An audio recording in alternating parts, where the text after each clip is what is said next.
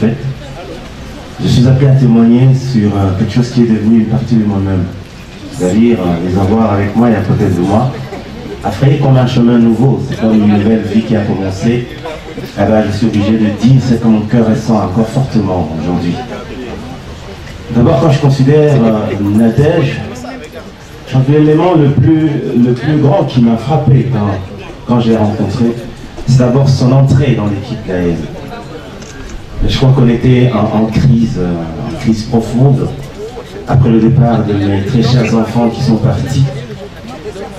Il y avait un vide quand même assez grand et difficile à combler. Et le frère Fonsi, qui n'est pas ici, m'a dit, je connais quelqu'un avec qui j'ai travaillé il y a très longtemps, une sœur qui chante bien, qui craint Dieu. Évidemment, pour moi, la condition, c'était craindre Dieu. Je bénis Dieu aujourd'hui parce que c'est un jeune qui est très novice, très profane dans ce qu'ils savent et ne savent pas, normalement. Et ils vont découvrir la vie ensemble. C'est une grâce de l'Éternel d'avoir au milieu de cette génération des jeunes gens qui ont la crainte de Dieu. Et quand j'ai appris qu'il y avait une fille dans la ville qui craignait Dieu, j'ai dit, est-ce qu'on peut l'amener? Ce qui m'a frappé, c'est lorsqu'on lui a apporté la nouvelle, comme quoi Papa Alain voudrait vous voir pour que vous intégriez le groupe. Elle a dit, je voudrais bien, mais il faut absolument que j'aille d'abord la pensée de Dieu. Il faut que je sache ce que Dieu veut. Si Dieu veut, je viendrai. Si Dieu ne veut pas, ce sera difficile. Cette réponse m'a mis KO. J'ai dit certainement, c'est une fille qui a la crainte de Dieu.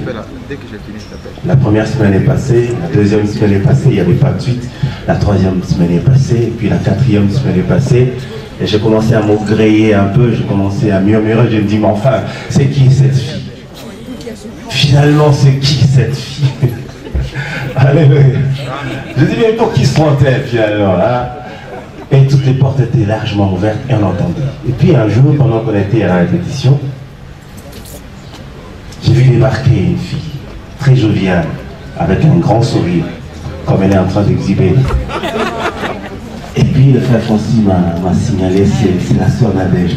Moi je dis, ah bon, c'est donc Nadège, celle qu'on attend pendant des semaines. Et puis elle est venue, et on a passé du temps ensemble. Et puis après, on a fini la répétition, on nous l'a présentée, nous l'avons accueillie. Moi je dis donc, votre présence signifie donc que vous êtes prête à travailler. Il dit oui, je suis prête à travailler parce que j'ai la conviction de la part du Seigneur. Moi je dis alléluia.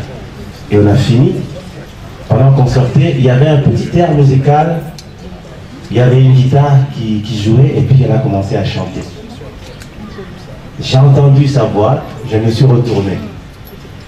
Ça arrive rarement qu'on entende une voix et qu'on se retourne. Je me suis retourné, je me suis approché et je me suis rendu compte que c'était la personne qui me manquait. Et immédiatement après, j'ai dit, le cantique que vous chantez, nous le reprenons dans le prochain travail. Et quand elle a commencé à travailler, j'ai compris qu'il fallait lui donner un cantique qui irait avec son profil et son charisme. Et j'ai écrit Shiloh en pensant à elle. J'ai dit, si elle chantait ce cantique, elle rendait ça avec son âme, tel que je l'ai entendu répéter le premier jour que je l'ai rencontrée, je crois qu'elle va faire son entrée sans elle-même. Évidemment, elle peut vous le démontrer. Et dit que je lui ai donné le morceau, bien enregistré, elle est allée. J'attendais avidement d'écouter ce cantique rendu par elle. Et puis un jour, je l'ai croisé quelque part dans ma belle famille, on s'est retrouvés chez madame, chez ses parents. Je lui ai demandé, et alors ma fille? Elle dit, non, non, j'essaie de faire quelque chose, toujours timidement et toujours aussi réservé. J'essaie de faire quelque chose, je veux vous faire auditionner. Puis j'ai pris, j'ai écouté, j'ai arrêté d'écouter, et puis j'ai réécouté. J'ai arrêté de réécouter, j'ai réécouté, j'ai arrêté de réécouter. C'était fort. Et ce qu'elle a de plus, et que l'autre, qui est aujourd'hui son mari, a aussi de plus, c'est ce degré d'engagement, cette profondeur dans l'engagement. Quand elle s'engage, c'est son cœur et son âme qui s'engagent. Elle reflète dans ce qu'elle chante, ce qu'elle ressent profondément. Ce qui fait qu'elle codifie son être intérieur à l'élément qu'elle met à la disposition de tout le monde. C'est la raison. Amen. Aujourd'hui, je suis très ravi de l'avoir bras dessus, bras dessous avec Atoms, un garçon qui a été Gaël avant d'être Gaël. Je m'explique. C'est-à-dire pendant que les émissions passaient, lui, il était déjà là. Il suivait avec son cœur, avec son âme, il était déjà partant. Alors quand on a demandé à ce que ceux qui veulent bien être avec nous viennent, il était venu parmi les 500 personnes qui étaient là. Et après que le premier vent soit passé, il était resté parmi les 300 qui étaient là. Et on venait tous les dimanches à l'Emba, on chantait, on répétait, on louait le Seigneur. Il était parmi les 300. Et puis un jour, je dis, aujourd'hui, on va prier avec quelqu'un d'entre vous avant de commencer. Et j'ai entendu une voix lancer la prière au milieu de la masse. Vous savez, il y a prière et prière. Souvent, on connaît le degré de spiritualité par une simple prière. Quelqu'un peut dire Amen. Vous sentez qu'il y a une force qui sort de faire Amen. Et ce garçon a sorti une prière. J'avais les yeux, moi qui avais demandé à tout le monde de fermer les yeux. J'étais la première personne à rompre le principe et j'ai ouvert l'œil.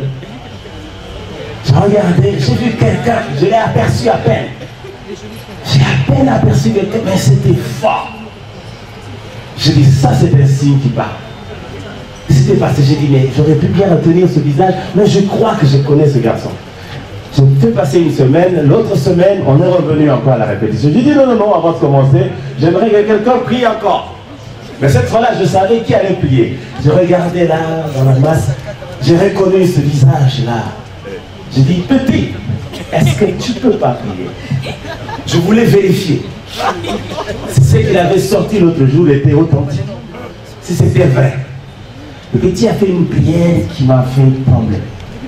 J'avais la chair d'épaule, je dis non, ça c'est sérieux. Et quand je suis rentré à la maison, j'ai prié le Seigneur, il a dit, je t'ai donné ce garçon.